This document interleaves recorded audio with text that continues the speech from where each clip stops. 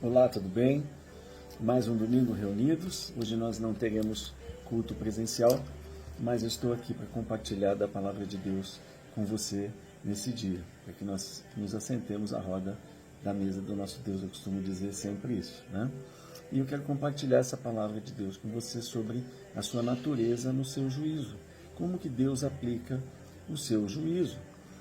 E isso é um tema muito importante, porque muitas pessoas têm esse conteúdo distorcido, não entendem como Deus aplica juízo. E dentro do seu caráter, nós precisamos entender tudo a partir do caráter de Deus, porque Ele não pode mudar. Então vamos orar então, para que nós possamos mergulhar nessa palavra gloriosa de Deus. Amém? Pai querido, quero pedir mais uma vez por todos que estão aqui reunidos, que estão ouvindo essa palavra, para que o Teu Espírito possa nos envolver, nos esclarecer, nos trazer curiosidades sobre o Senhor, porque o Senhor quer ser conhecido. E o Senhor não é um Deus que se esconde, mas é um Deus que se revela a todos aqueles que te buscam em espírito e em verdade. Então vamos seguir então adiante. Então o tema que eu propus foi esse pensamento contemporâneo sobre Deus e seu juízo. Como Deus aplica o seu juízo.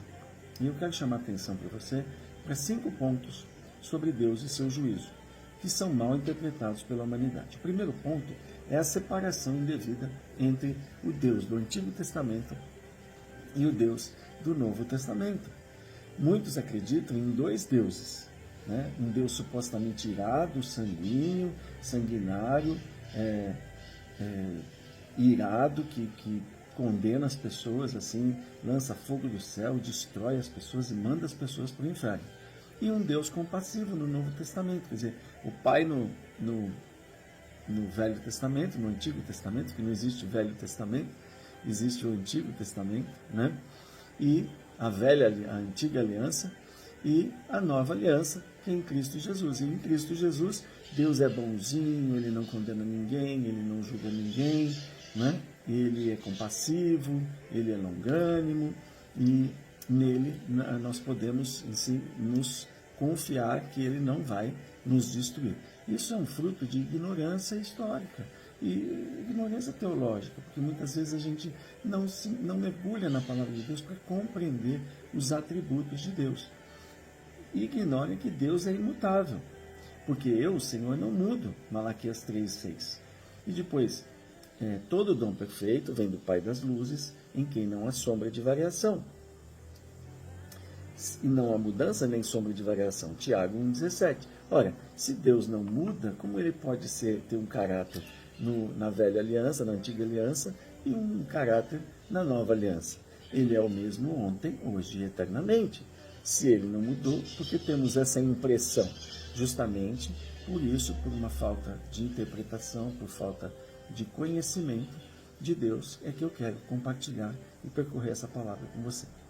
Então, quem está interpretando erradamente a pessoa de Deus somos nós. O segundo ponto é uma atribuição de injustiças a Deus. Isso é muito sério. O mundo, os intelectuais, os progressistas, humanistas, aqueles que não creem em Deus, até mesmo cristãos que creem em Deus, questionam a justiça divina, acusando Deus de genocídio, de intolerância ou radicalismo. Por que Ele mandou destruir uma nação inteira, uma cidade inteira? De sadismo, Deus gosta de ver o sofrimento das pessoas, se alegra, de perversidade, sem compreender o contexto histórico, por que aquilo estava acontecendo.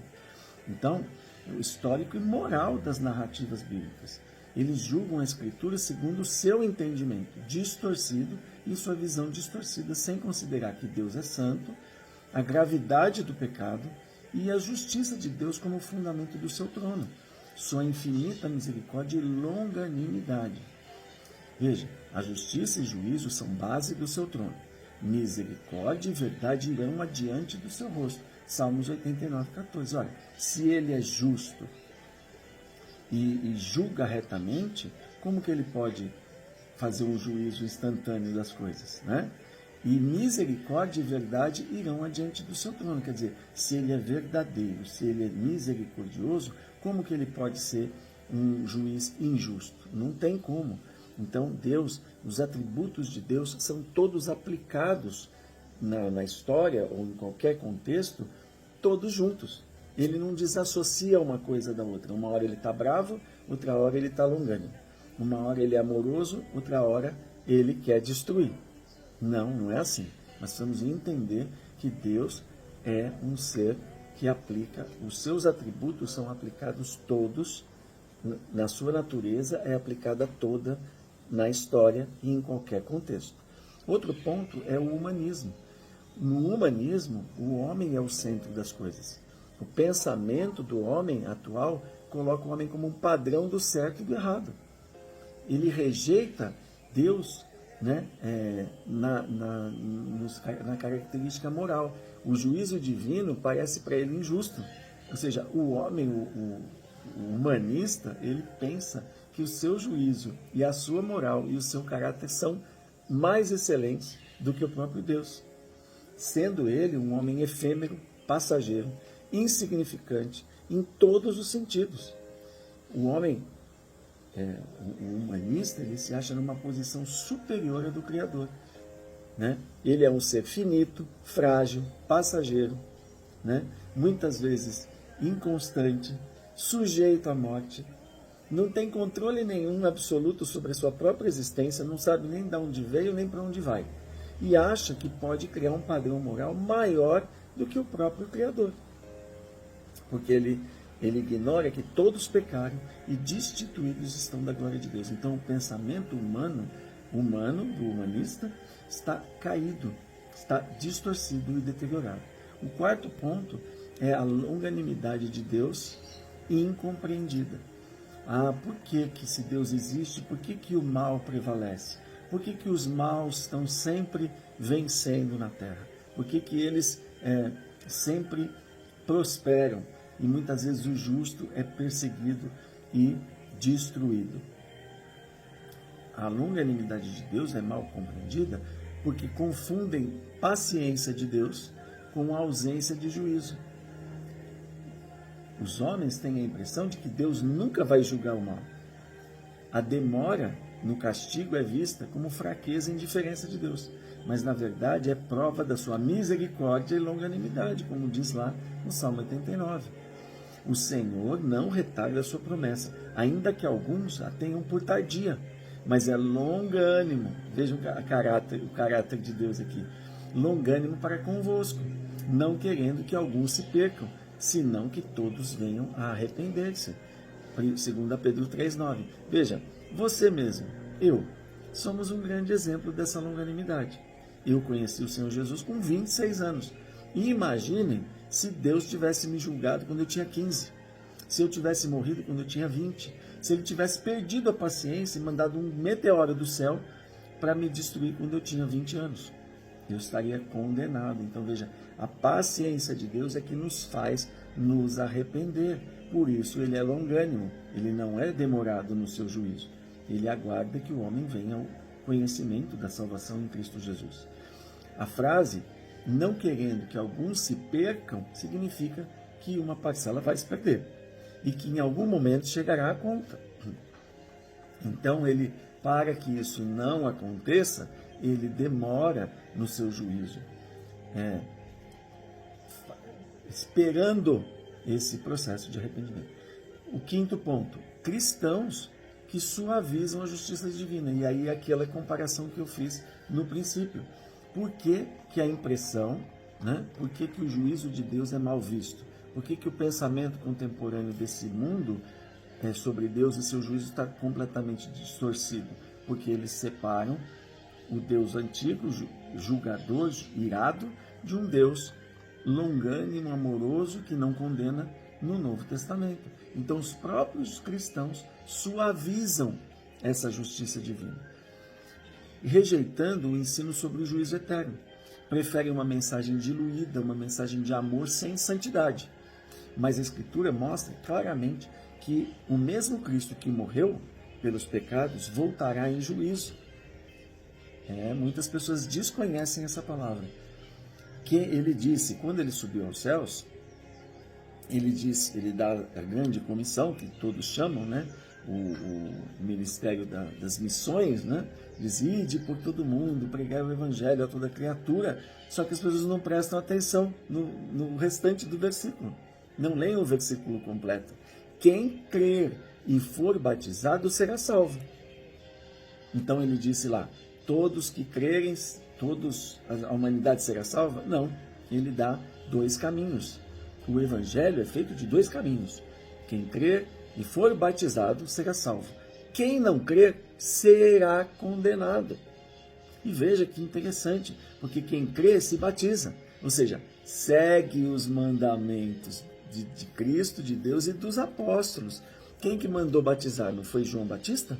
Não foi Deus para João Batista? Havia uma ordem. Jesus mesmo se batizou. Então, deixe para que se cumpra toda a justiça. Então, há um caminho a ser seguido por aquele que crê em Cristo Jesus. Não basta ser salvo pela graça. A hipergraça não salva nós se continuarmos vivendo no pecado. E, por outro ponto, quem não crer, ele nem menciona o batismo, porque quem não crê já não se batiza.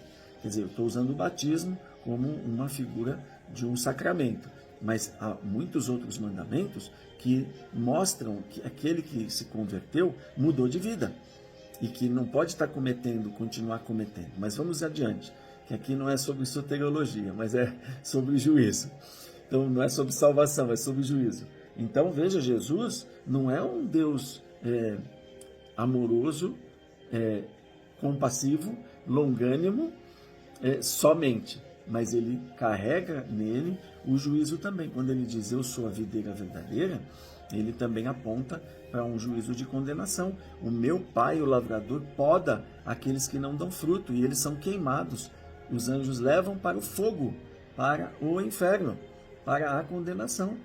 Em toda a Escritura, Jesus fala mais vezes do inferno do que do céu.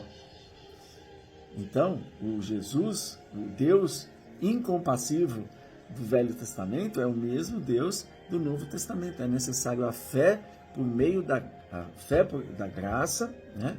A salvação pela graça, por meio da fé, crer em Jesus, e pelas obras. Você precisa mostrar que você teve uma conversão genuína por meio das obras que você passa a praticar, porque você se tornou uma nova criatura. Então, Jesus justamente confrontou o sistema deste mundo e ele foi morto por causa disso. Porque ele não guardava os mandamentos hipócritas dos religiosos. Ele veio mostrar como o evangelho que foi dado ao povo judeu deveria ser praticado. E eles estavam tentando ser salvos por meio de uma lei que não poderia salvar. E rejeitaram o Filho de Deus justamente por causa disso. Ele foi perseguido e morto porque ele confrontou o sistema desse mundo. Então Jesus não é um personagem, uma pessoa politicamente correta. Ele é o próprio Deus trazendo a salvação por meio da fé em Cristo Jesus no seu sangue, para que todo que nele crê não pereça, mas tenha a vida eterna. E ele foi morto porque se opôs às religiões. Jesus não era compassivo, adepto de todas as religiões, não. Ele diz que só tem uma religião: eu sou o caminho, a verdade e a vida. Ninguém vem ao Pai se não for por mim. Isso já é um confronto absurdo, gigantesco. Então, muitos intelectuais, artistas aparecem aí na internet todos os dias dizendo: Jesus é legal, o que estraga é o fã-clube dele. Mal sabem que o fã-clube dele é o que prega a sua palavra, que prega o seu evangelho, como se aqueles que carregam a mensagem do próprio Jesus fossem, do Jesus e dos apóstolos, como Paulo disse, estivessem propagando um outro evangelho que não seja o de Cristo. É porque não o conhecem. Vejam, a humanidade não conhece a Cristo, não conhece o evangelho. Eles julgam por algo que não conhecem. Porque importa que todos nós compareçamos perante o tribunal de Cristo. Veja, o tribunal não é de Deus. É lógico que a Bíblia diz também, Deus julgará a humanidade. Mas que Deus? Quantos deuses existem? Não é um só? Porém, Deus está nas três pessoas da Trindade. Nosso Deus é um Deus triuno. Eu já expliquei isso aqui outras vezes, já preguei sobre isso outras vezes. A mente, o Pai, a palavra que expressa os pensamentos, o Filho, e o nosso corpo, o Espírito Santo, que materializa todas as coisas. Nós somos a imagem e semelhança de um Deus triuno, que se revela em três pessoas. Então, quando Jesus diz, a Bíblia diz em 2 Coríntios, que todos compareceremos ao tribunal de Cristo, é porque Cristo vai dizer para os homens assim: por que não creram na minha palavra? Porque a minha palavra veio de Deus. Ele não confrontou os religiosos lá no templo, quando ele diz: vocês não são minhas ovelhas, porque as minhas ovelhas ouvem a minha voz? E se eu falo segundo aquilo que eu ouvi? Veja, quando você pensa, parece que você ouve, né? Sem falar, você pensa uma coisa, parece que você está ouvindo o que você está pensando. Porque Cristo ouve aquilo que o Pai fala, aquilo que a mente, que o Criador pensa e transmitia para aquelas pessoas, e eles não creram em Cristo Jesus. Então ele disse assim: eu não julgo ninguém. Não é que ele não julga, é porque ele naquele momento veio para salvar. Então ele diz: eu não julgo ninguém, porque esse não é o meu papel agora. Agora o meu papel é dar a vida por toda a humanidade. Mas naquele dia, as palavras que vos tenho dito serão o seu juízo. Ou seja, quem não crer nas palavras de Jesus será condenada por Deus, porque as palavras de Jesus são o próprio Deus em verbo. É o verbo que se fez carne. Então, esse é o resumo da primeira parte. Então, comparecerão ao tribunal de Cristo para que cada um receba segundo o que tiver feito por meio do corpo, o bem ou o mal. Então, esse resumo da primeira parte mostra que Deus não executa um juízo do dia para a noite, como alguém que tira uma carta do baralho. Pega um baralho, né, embaralha, tira uma carta, 7. Joãozinho, está condenado. Ou então que pega dados e joga numa mesa e sai um número lá, 28. Você, Pedrinho, está condenado. Não é assim. Deus não fica irado do dia para a noite e simplesmente executa um juízo. Não, há um processo pelo qual Deus faz com que toda a humanidade passe para que ele possa então executar um juízo justo. Porque se ele te levar num tribunal sem uma sentença por uma causa, ele estaria sendo um juiz injusto. Então eu quero falar sobre a medida de Deus. Uma das medidas de Deus é o réprobo. Réprobo, você já fez, isso já foi na escola? Então, quando tinha o dia lá, você chega lá sem ser avisado pela professora, ela diz: dobrem os cadernos, coloquem debaixo da mesa, vamos fazer a prova. Meu Deus, aquilo acabava com a gente, né? Prova de supetão. Então, você fazia a prova e no final você era aprovado ou reprovado. Réprobo é a palavra que se dá para aquele que foi testado, que fez uma prova, que passou por uma perícia, uma prova, e foi tido como reprovado. Veja a promessa de Abraão da conquista da terra, quando Deus promete a terra para ele. Deus, então, falando sobre essa medida, Deus tem uma medida que ele julga, um tempo de paciência, de longanimidade, uma medida que ele usa até que ele execute o juízo. Como eu disse, ele não lança um dado da sorte, ou quando ele perde a paciência, ele quebra tudo, igual a gente, não é? Você perde a paciência, você sai jogando tudo para o alto. Ele não é como a gente que faz justiça de qualquer jeito. A justiça dele é reta, perfeita, né? Então, a promessa de Deus para Abraão foi a seguinte: e a quarta geração, Deus falando para Abraão como é que seria a história do povo de Deus. E a quarta geração tornará para cá onde? Abraão está em Canaã. Porque a medida da injustiça dos amorreus ainda não está cheia. Esse intervalo de tempo entre Abraão sair de Canaã, ter Isaac, Jacó ter José ser rejeitado pelos seus irmãos, levado ao Egito, salvo o Egito e salvo a sua família também. depois morrer, um povo crescer no Egito, ser feito escravo, depois Moisés ir lá libertar e trazê-los de volta, levou de 470 a 500 anos. A promessa de Deus para Abraão, para ser cumprida.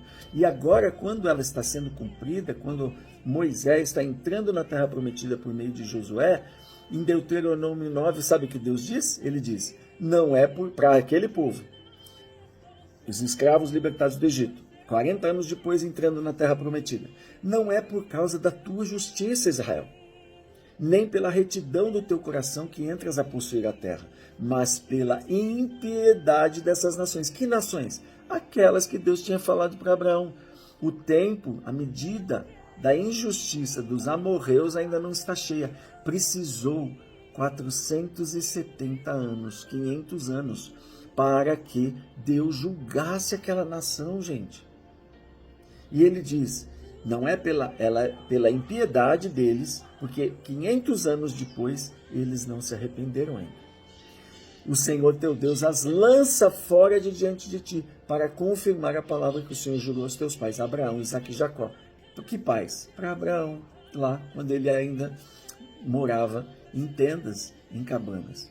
Então, essa medida, esse tempo, pode ser, a medida não está cheia, o cálice não está cheio, mas eu quero chamar a atenção para essa palavra, réprobo, que é reprovação.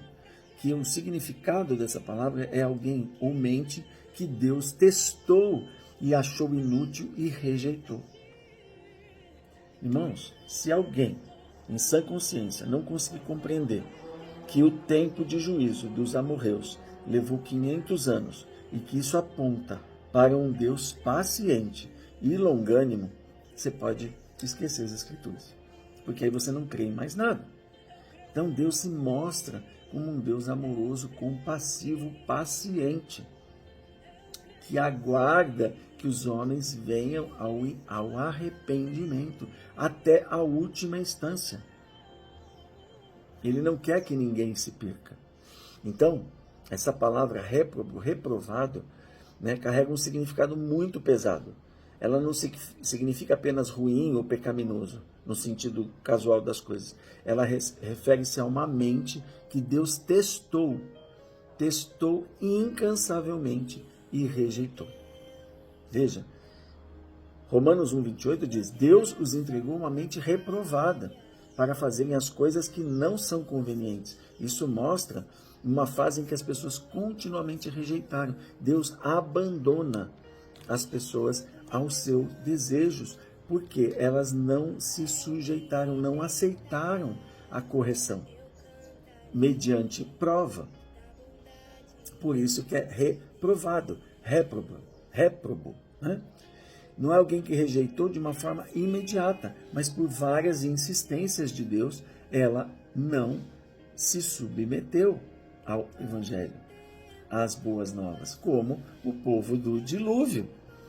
Noé pregou por 150 anos, 120 anos, e eles não creram. A arca se fechou, o dilúvio veio e eles morreram, não porque Deus os abandonou, mas porque ele os provou durante todo esse tempo com longanimidade e paciência. A palavra réprobo também é usada por metal testado no fogo. Olha que palavra poderosa, maravilhosa, que Jeremias reflete, e figura essa reprovação de Deus. Jeremias 6, 29 e 30. Já o fole, sabe o fole, a gaita de fole, ela tem aquela sanfona, que é a sanfona que a gente chama, se queimou. Está fazendo uma figura aqui de um ferreiro, o ferreiro lidando com ferro, com fogo, e para aquecer o fogo ele precisa do fole. Então ele dá pressão e joga oxigênio ali no fogo, para que o fogo incendeie a mais de 1000 graus e derreta o ferro, para que a prata, para que o fundidor, o ferreiro, possa derreter o metal e tirar as escórias do metal, e limpar e purificar o metal. E veja, Jeremias diz, a gaita, o fole, se queimou, o chumbo se consumiu com o fogo, e em vão fundiu o fundidor diligentemente, pois os maus não são arrancados. Veja, a comparação, a metáfora entre o ferreiro e Deus é de que Deus prova os homens no fogo, nas provações, como o Espírito Santo provou Jesus no deserto, e esses homens rejeitam a correção, rejeitam as provas. Eu já pedi para Deus tantas vezes isso, eu já orei, eu já pedi, mas Deus não muda a minha vida, eu vou abandonar esse Deus, eu não quero saber. E se voltam contra Deus, e se rebelam contra Deus.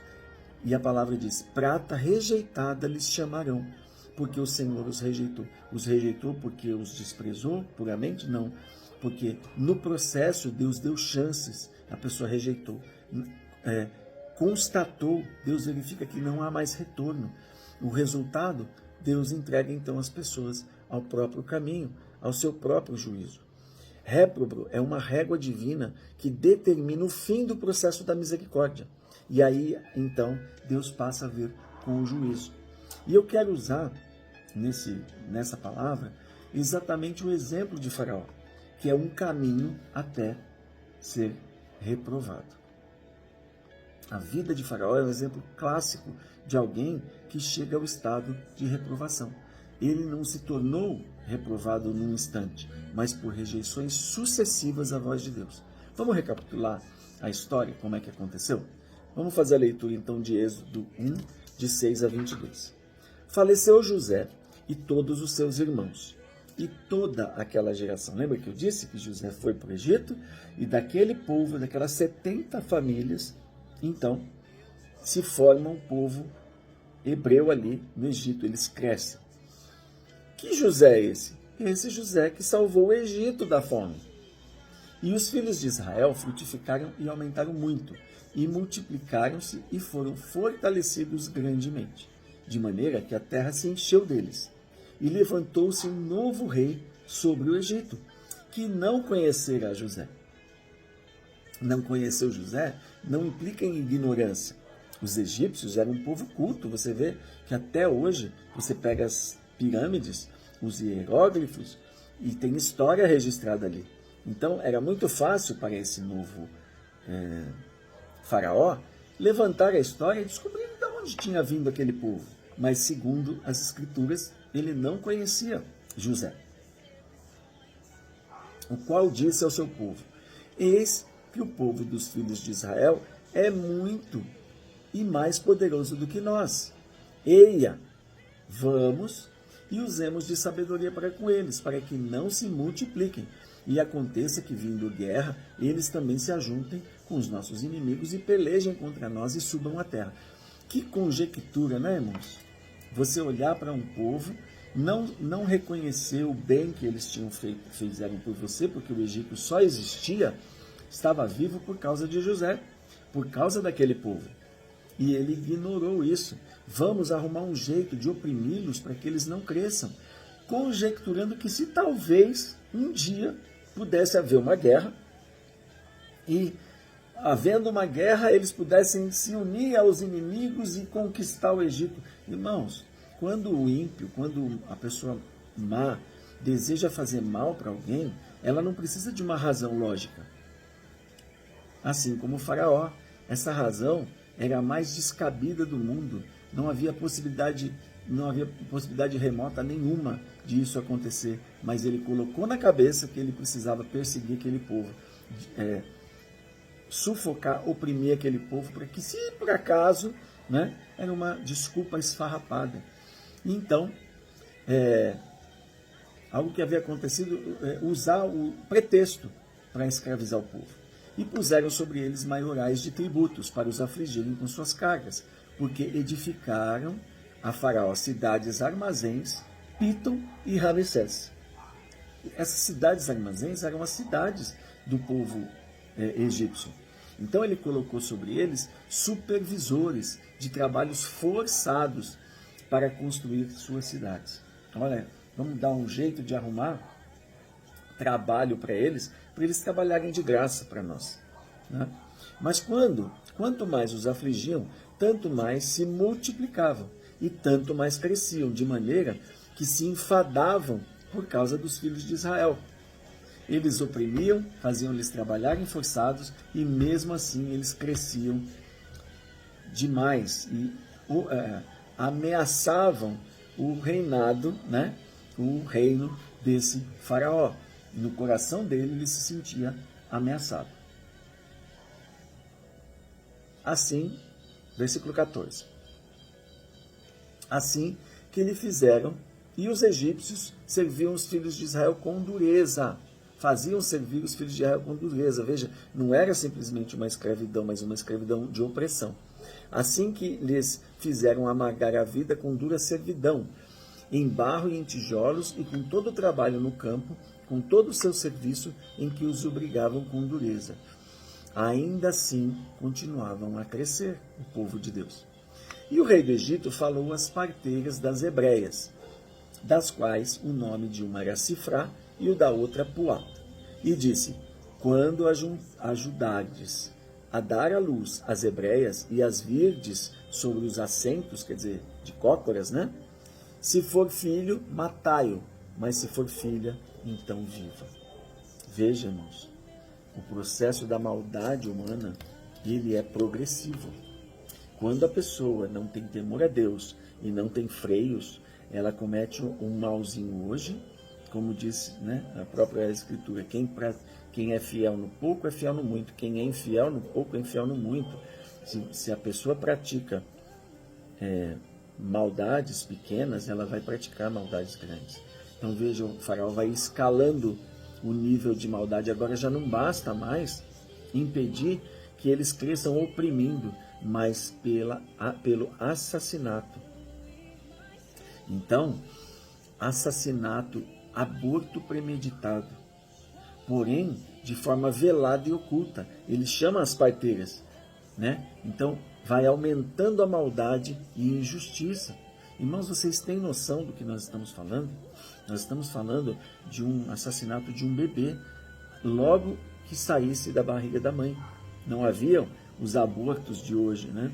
As crueldades de Moloque que existem hoje, porque o aborto hoje também é o mesmo fruto dos deuses antigos de Moloque, que jogavam, os pais entregavam as crianças para serem jogadas dentro de um forno vivas, de uma estátua viva, de uma estátua com um forno de chamas vivas, e jogavam a criança ainda viva no ventre daquele deus para serem ofertadas ao deus Moloque. Então aqui o príncipe do Egito quer matar os primogênitos do povo de Deus.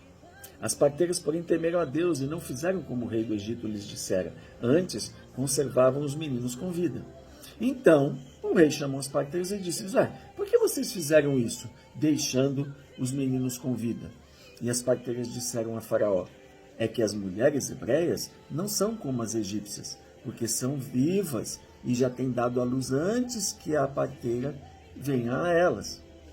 Portanto, Deus fez bem às parteiras e o povo se aumentou e se fortaleceu muito. E aconteceu que, como as parteiras temeram a Deus, ele estabeleceu-lhe casas.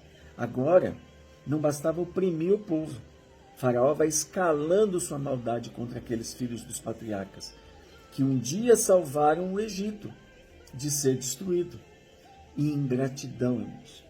Mais um detalhe do pecado e da maldade de Faraó, escalando da escravidão, depois da morte dos primogênitos e depois da maldade contra os filhos daquele povo, assassinando os seus filhos. Mas não para por aí não.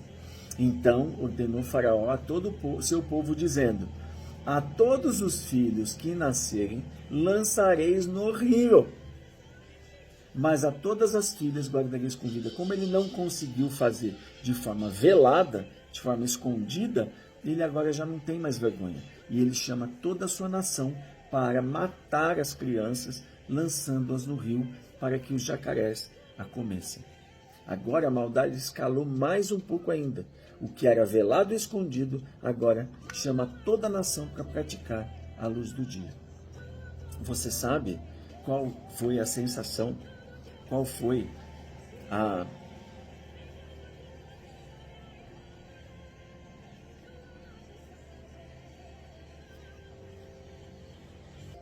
Você sabe qual é a sensação de uma mãe de ver o seu filho sair de casa pela manhã e não voltar? E ter a notícia de que o seu filho foi lançado no rio? Foi comido por um jacaré? Você consegue ter empatia com a situação do povo hebreu, além de trabalhar duro para construir as casas dos outros, muitas vezes sobre a aflição dos seus próprios corpos, torturas, espancamentos, ter que voltar para casa e ainda se deparar com um filho assassinado?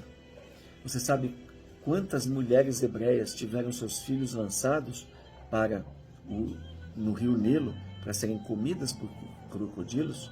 Você consegue se empatizar ou ter misericórdia ou sentir o teu coração aflito pela situação que o povo de Deus passou todo esse tempo? Então vejam, o primeiro ponto que a gente vê aqui são rejeições sucessivas à voz de Deus por parte do faraó. Ele não se tornou um réprobo instantaneamente. O novo faraó, ele oprime o povo hebreu apesar deles se multiplicarem. E nós vamos até a última praga. Veja que o decreto que Deus dá na última praga, em Êxodo 1, 15 e 22, é de matar os meninos. O decreto que ele dá, o faraó, é de matar os meninos hebreus. Todo menino, todo primogênito. Então, ordenou o faraó a todo o povo, dizendo: a todos os filhos que nascerem lançareis no rio, mas todas as filhas guardareis com vida. Veja, irmãos, Moisés nasceu exatamente sobre esse decreto. Quem conhece a história de Moisés?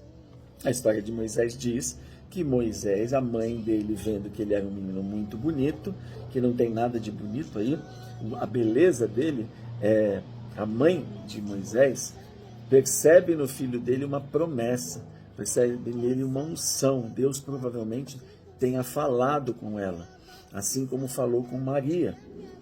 Deve ter comunicado a ela, mas essa é outra história, nós vamos chegar lá. Então, Moisés é tido como um filho da promessa de Deus, porque o próprio nome Moisés é filho das águas.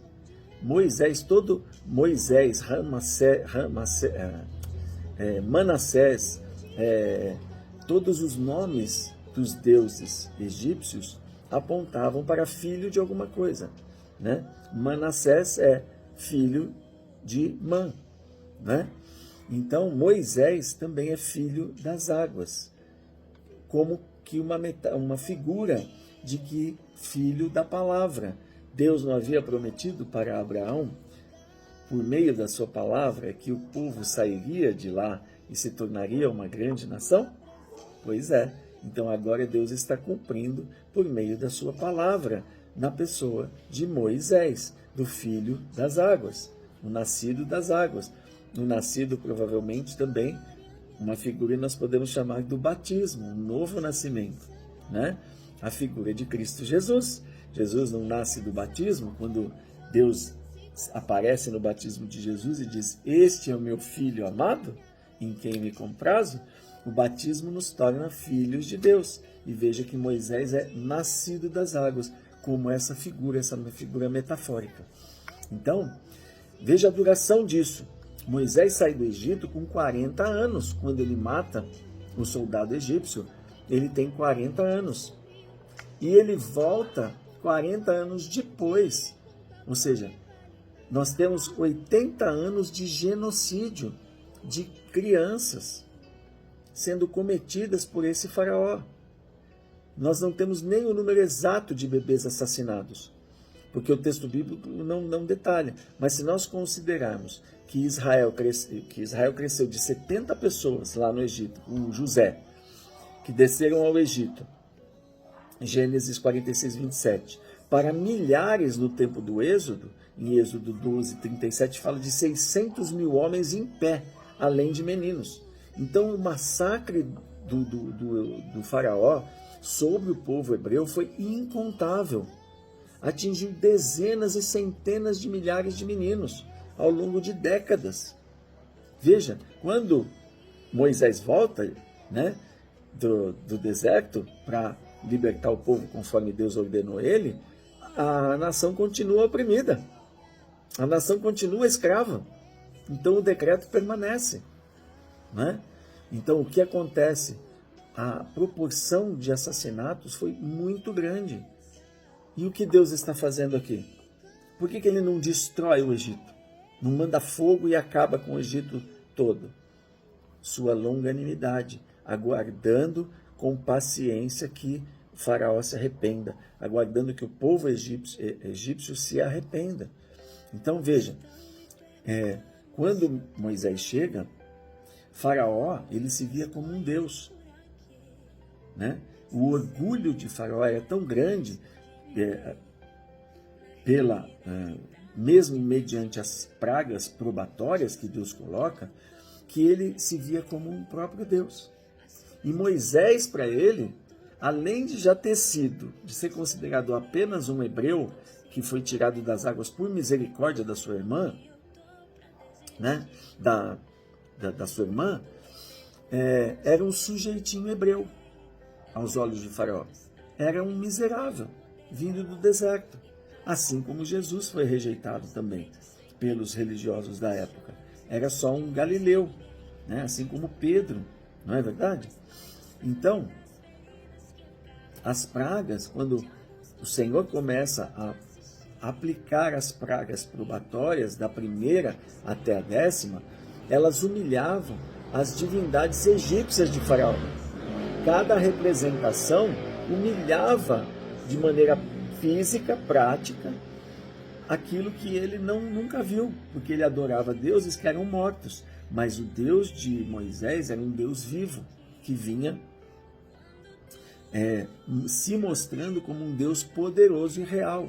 E isso foi trazendo ao coração de Faraó o que diz em Romanos 1:28, né? Que cada praga endureceram seus corações. Eles não se importaram em ter o conhecimento de Deus, apesar dele ver com os próprios olhos a manifestação do Deus dos hebreus, ele não se rendeu. Apesar de ver os seres humanos hoje, os homens hoje da nossa geração, têm feito as mesmas coisas. Mesmo com a evidência, como Paulo diz em Romanos 1, que mesmo tendo a evidência da existência de Deus em todas as coisas que existem, eles o rejeitam. Eles, como diz aqui, não se importam em ter conhecimento de Deus. Ficam questionando, se rebelando contra a existência de Deus para não praticarem boas obras. Assim foi com Faraó. Ele foi entregue aos seus próprios pensamentos, né? Para fazerem coisas que não convêm. Não é Deus que cria a maldade, mas ele confirma a pessoa no caminho que ela mesma escolheu. Deus está esperando aqui mais de 80 anos que haja um arrependimento. Mais de 80 anos que Faraó vá nas escrituras nos hieróglifos egípcios e busque lá descobrir que o que ele está fazendo é contra o povo que salvou sua própria nação. Então, Deus esperou pacientemente 80 anos enquanto Faraó matava esses meninos hebreus. Então veja, o juízo de Deus não foi proporcional. Porque se fosse proporcional, veja a misericórdia que Deus tem. E foi um juízo com aviso prévio. Ele vem avisando da primeira até a última praga, mostrando a sua divindade para que houvesse arrependimento, né? E mais do que isso, não só ele impetrou o seu juízo pouco a pouco para ver se havia arrependimento, como que na última praga ele também usa de grande misericórdia. Porque ele coloca a última praga dando a oportunidade de que se os egípcios também tomassem do sangue da aliança e colocassem na verga das suas portas e nos umbrais das suas portas, os primogênitos também dos egípcios seriam salvos. Mas só quem recebe a palavra e crê na salvação por meio do Cordeiro, do sangue do Cordeiro na porta e nas vergas, é o povo hebreu. Então, vocês acham que Deus foi proporcional no seu juízo? Que ele foi vingativo no seu juízo? Não. Ele, além de somente colocar a prova das crianças mortas por 80 anos sobre os primogênitos do povo egípcio naquele momento, mostra uma desproporcionalidade muito grande. Quantas crianças egípcias primogênitas existiam naquele tempo no Egito? Pode se comparar aos milhares que foram assassinados ao longo de 80 anos? Muito menos crianças. E ele dá o juízo ainda com a oportunidade de arrependimento. Olha que Deus longânimo, olha que Deus misericordioso, olha que Deus compassivo. Ele oferece o seu próprio Filho, Jesus, como figura do sacrifício, também por aqueles que mataram crianças durante todo esse tempo. Você faria isso no lugar de Deus? Você teria essa paciência? Ou você destruiria o Egito inteiro? Claro que não. Então nós começamos a destruir esse mito do Deus do Velho Testamento, um Deus perverso. Irmãos, olhem para a bondade de Deus. As evidências é que nós não lemos as Escrituras direito. Nós não lemos a palavra de Deus de maneira a compreender o contexto, como eu disse no princípio. Não lemos o contexto, não lemos a razão pela qual o juízo foi impetrado, pelo qual o juízo foi executado, e as condições foram condições justas. Veja, e Deus vem diante de um clamor enorme da parte dos hebreus. Êxodo 3,7, disse o Senhor: tenho visto atentamente a aflição do meu povo, que está no Egito, e tenho ouvido o seu clamor por causa dos seus exatores, porque conheceu suas dores. Deus esperou o tempo certo para agir. E veja, Deus não se vinga, mas ele se mostra o peso do pecado em cada uma das pragas, como eu falei. O juízo é sempre desproporcional e pedagógico. Ele sempre paga o preço mais caro. Ele expõe o pecado, ele chama a pessoa ao arrependimento e só então ele executa, depois que verdadeiramente todas as opções foram dadas para as pessoas. E não faz isso só com o faraó, mas faz isso com toda a humanidade. Então, veja, o filho ali para o faraó era o filho dos deuses. Faraó era arrogante, ele se achava um deus na terra, um deus vivo, né? Então, ele era filho, né? Era visto como filho de Ra, filho do deus Sol, ou a encarnação de Horus, o deus falcão. Vocês vejam lá os simbolismos, você pode pesquisar nos hieróglifos, você vai ver a imagem do deus Ra, do deus Sol e do deus Horus, que é o deus falcão. Assim, não era apenas uma representação dos deuses, mas um Deus vivo. Só que ele estava sendo agora humilhado pelo Deus dos hebreus. Se Faraó se rendesse, né? Se ele se humilhasse, ele seria salvo. Mas a soberba, a dureza do coração dele, não que Deus colocou nele, mas Deus colocou no sentido de Hebreus 1. Que porque os homens rejeitaram o conhecimento de Deus, Deus os entrega. Faraó foi entregue aos desejos do seu próprio coração, ao orgulho do seu próprio coração. E mesmo vendo agora que a perda do seu primogênito, ele ainda endurece mais o coração ainda, né? Então veja, irmãos, eu quero dizer para vocês com essa mensagem, quero encerrar ela aqui, concluir ela, para que vocês compreendam um pouco de que o Deus do Velho Testamento não se difere em nada do Deus do Novo Testamento, o Deus da Nova Aliança. O Deus da Nova Aliança se fez carne e osso, mas os seus atributos morais, os seus atributos continuam o mesmo. E se nós não compreendermos os atributos de Deus e como ele imprime juízo, como ele executa juízo, estudando e nos mergulhando, nos aprofundando no que a história nos está dizendo, nós temos um perigo muito grande de interpretarmos Deus errado, tanto num juízo perverso, quanto numa graça também permissiva.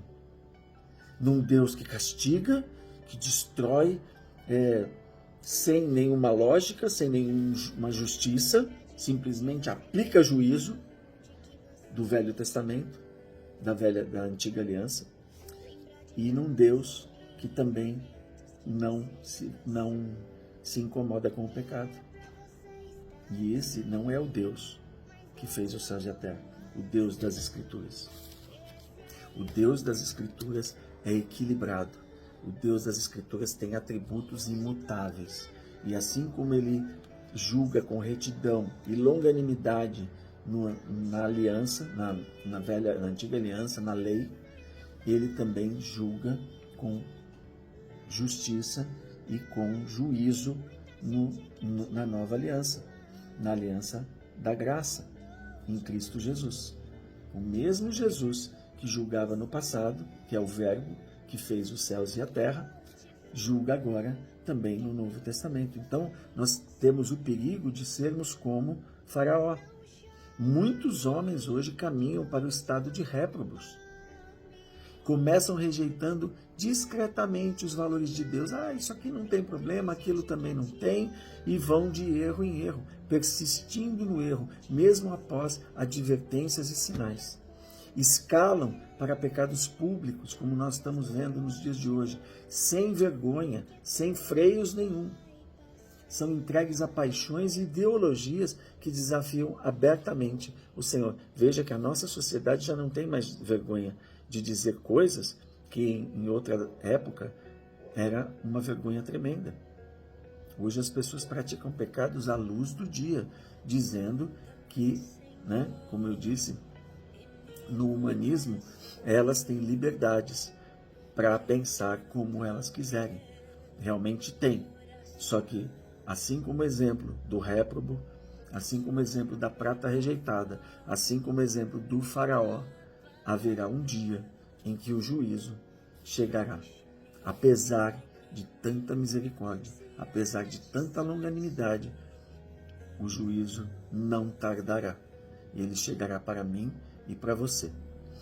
Então, a reprovação não é imediata. Deus prova, Deus exorta, Deus chama, Deus disciplina, Deus adverte. O réprobo, o reprovado, é o retrato da obstinação humana diante da longanimidade divina.